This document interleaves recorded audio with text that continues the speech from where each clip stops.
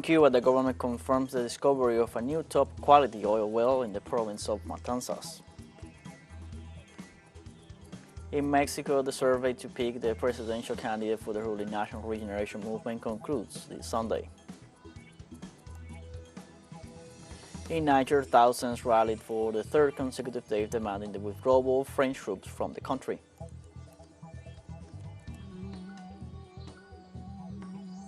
Hello, welcome to From the South. I'm Luis Alberto Matos from the TeleSUR studios in Havana, Cuba. We begin with the news. The Cuban government has confirmed the discovery of a new top-quality oil well in the province of Matanzas. The state-owned company Unión Cuba Petróleo said that the exploration of the Alameda 2 well, located in Block 9, was undertaken by the Australian company Melvana Energy. They have confirmed that the new well has the capacity to produce up to 1,100 barrels of oil per day. The head of the exploration crew said that the crude oil found is a lighter, thus contains less sulfur than the kind found in the wells of the Havana-Matanzas Strip.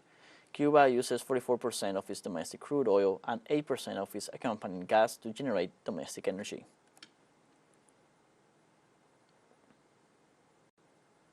Guatemala's Supreme Electoral Tribunal stopped on Sunday the resolution of the Citizens Registry to temporarily suspend the political party Movimiento Semilla. The top electoral authority's decision was made official by means of a memorandum in which they keep President-elect Arévalo's party alive as long as the electoral process remains in force until October 31st. The revocation of the suspension was signed on Saturday by the 5 magistrates of the TSE, who on August 28th had dissociated themselves from the decision of the Citizens Registrar, one of the officials in charge of the entity. The Supreme Electoral Tribunal urged the free powers of the state to continue to watch over the respect for the popular will expressed in the ballot boxes and the integrity, purity, and efficiency of the electoral process. Resolution SRC R 3207/2023, issued by the Director of the Registry of Citizens, is suspended until the conclusion of the electoral process. In Mexico, the survey to select the presidential candidate for the ruling National Regeneration Movement will conclude this Sunday. Delegates from each of the pre-candidates for president in the communities to conduct polls to define the next presidential candidate for the Morena party. The polling commission of the political party took more than 12,000 questionnaires during the 7 days of the poll. On the other hand, the National Council of the movement called on the pre-candidates to respect the campaign silence since the results of the poll will be made public on September 6. A team of Peruvian and Japanese archaeologists have discovered in northern Peru a prehispanic archaeological site dedicated to ancestor worship with subterranean burial chambers and human remains with ceramic offerings. According to Japanese archaeologist Shinya Watanabe, the site dates from Wari period between the 7th and 13th century AD and is located in the Cajamarca region, 900 kilometers north of Lima. The head of the Cajamarca's Decentralized Directorate of Culture, Judith Padilla, on the other hand, said that these findings help understand the lifestyle and ritual practices of the ancient societies that inhabited the Peruvian territory in order to understand current practices.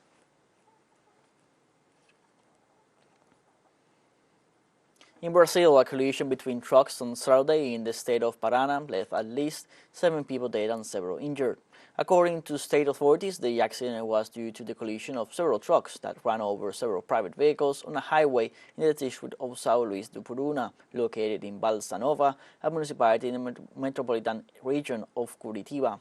Authorities also detailed that the accident may have occurred due to weather conditions in the area, where it was raining and there was heavy fog.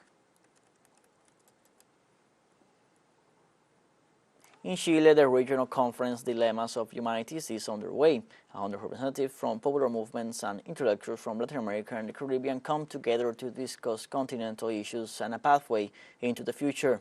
The conference, which will continue until September 4th, was convened by ALBA Movimientos and the International People's Assembly as a space for debate, reflection, and interchange of perspective between different social sectors on how to build societies free from exploitation. Among the key issues to be addressed are the construction of sovereignty and continental unity to face imperialism, and the battle of ideas for the construction of a socialist project. This is one of several regional talks being held around the world, which will then come together at the third International Conference Dilemmas of Humanity to take place in Johannesburg this October. The event takes place within the framework of the 50th anniversary of the coup d'etat against Chilean President Salvador Allende and the popular unity process.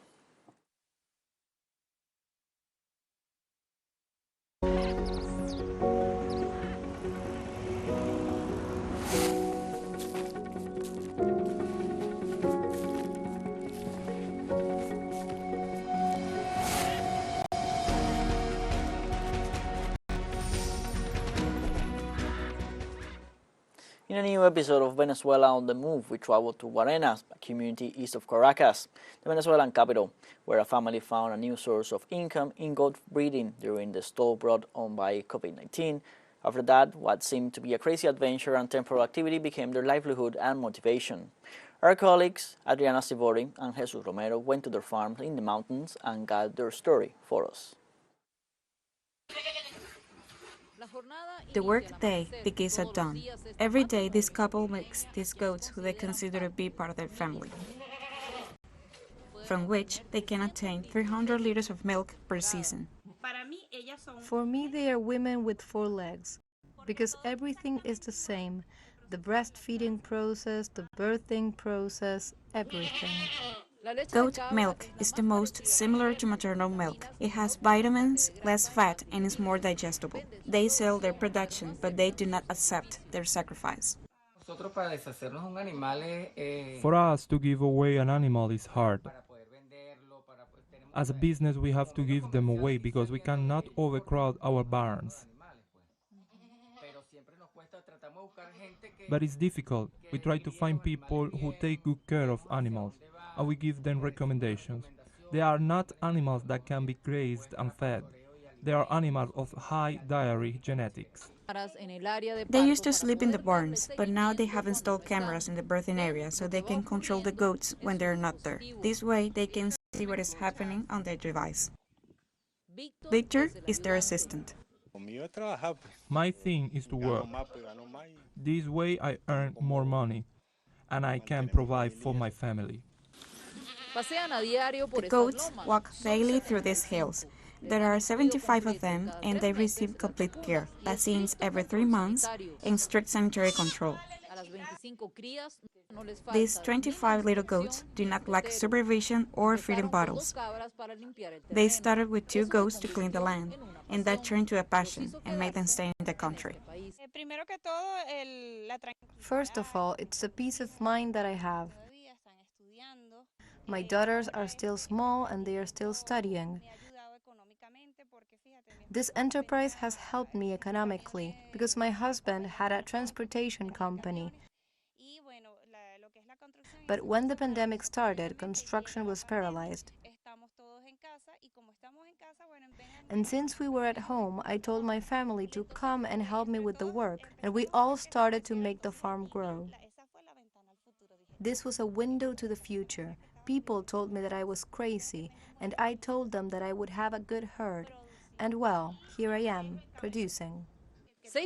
In 6 years, this farm has managed to even produce French cheeses, which they sell to gastronomic establishments in the capital. Its next step is to become more technological. Adriana Sibori, Jesus Romero, Guarenas, Venezuela. You can find more episodes of our series Venezuela on the Move on YouTube and on other platforms. Let's take a short break, but remember you can join us on TikTok at TeleSUR English, where you will find news in different formats, news updates, and much more. Other stories coming up. Stay with us.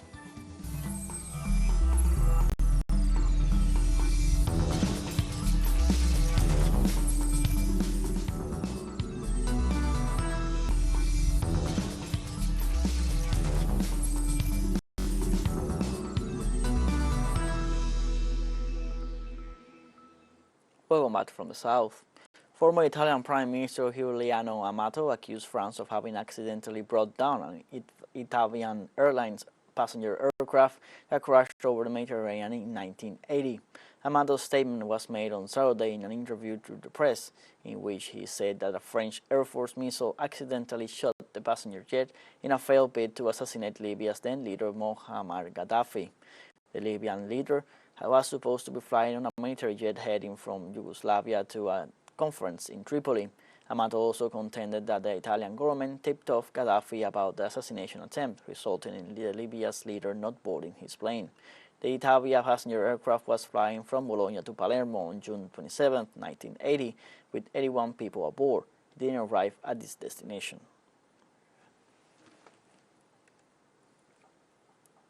Flight 870 from Italia Airlines took off from Bologna to Palermo on June 27, 1980. 1 hour into the scheduled flight, the plane disappeared from radar screens. Several hours after the wreckage of the aircraft was discovered on Tyrrhenian Sea of the island of Ustica, near Sicily, Italian investigators have attempted for years to understand what led to the crash. The remains of the DC-9 plane having been placed back together and inspected in Rome. Theories on what caused the failed flight have gone from believing it was the result of a terror attack to mechanical or structural failure. However, Judge Rosario Priori claimed the truth about the plane crash was hidden by the Italian government and members of the Secret Service.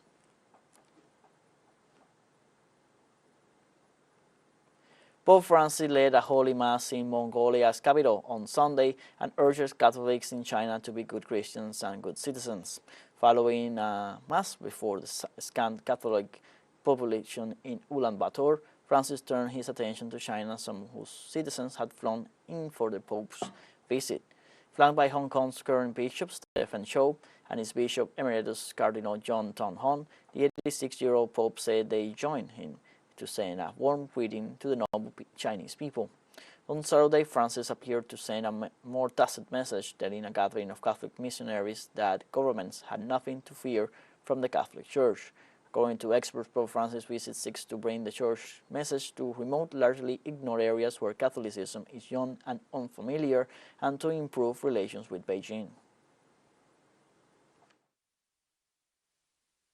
Really wants to visit China. He gave prominence to the cardinal and bishop from Hong Kong, which shows that one day he will want to visit mainland China. I'm really touched. In Sweden, at least 15 people were arrested during a public event for the burning of the Quran in the city of Malmö. Authorities report that both the man responsible for the call for the public burning of the Holy Book, as well as the people who tried to prevent the burning, were preventively detained in order to maintain public order. According to police information, the people arrested are suspected of violent disorder and sabotage. The man who was identified as 37-year-old Salvan Momika, known for promoting this type of aggression against the Muslim community.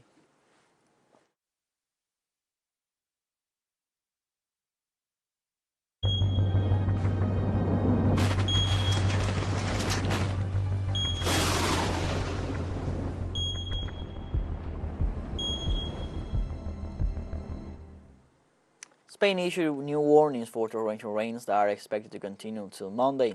The regions of Madrid, Toledo, and Cádiz are under a red alert. Weather authorities forecast 60 millimeters of rain to fall per hour. Spain's Civil Protection Services have asked the population to seek shelter in the upper floors of their residences due to the heavy rainfall. The nation's railway service reported that trains have been interrupted between Catalonia and Valencia. The heavy rains are the result of a slow-moving storm system. It hit the country on Saturday, killing 2 people who were caught canoeing in the mountains of Huesca. More than 380 people are still missing after wildfires affected the U.S. state of Hawaii, in which at least 115 people have lost their lives. Police sources in the Hawaiian island of Maui said the fires left thousands of victims, 2,000 of whom still don't have electricity, and 10,000 lack telephone and internet service. Local authorities report that the damage caused by the flames is estimated at $6 billion. State Governor George Green described the forest fires that swept through the coastal city of Lahaina on Tuesday as one of the world's natural disasters in the history of the archipelago, as well as one of the deadliest forest catastrophes in the United States in a century. Eruptions of the Ubinas volcano in Peru has made the government extend for 60 days the state of emergency in 7 districts of the Moquegua department. Local authorities said the extension will take effect as from September 4th due to what they call a moment of imminent danger. The Geological, Mining and Metallurgical Institute reported that the volcanic plume rose some 4,000 meters above the crater and recommended residents to stay more than 4 kilometers away from the area.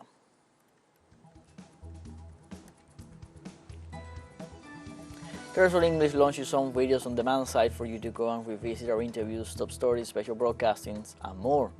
Go to the top left corner in our website homepage and click on the video option to access our VOD platform. We will now take a short break. Don't go away.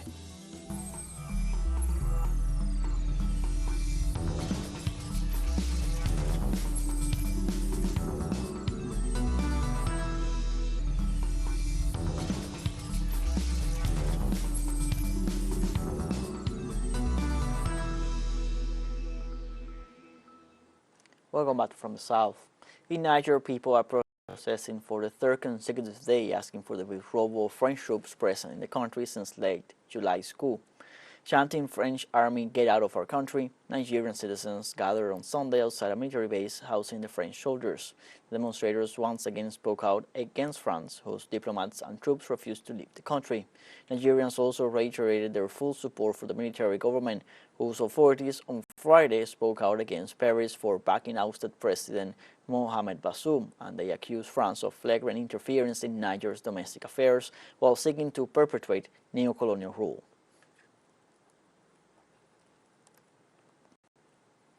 In Israel, more than 150 people were injured during a demonstration of Eritrean migrants in Tel Aviv.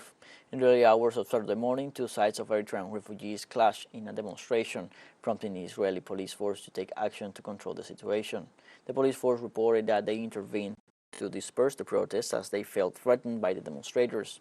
The director of the Ishilov Medical Center in Tel Aviv said that at least 24 people had been admitted and that 7 of them were in serious condition.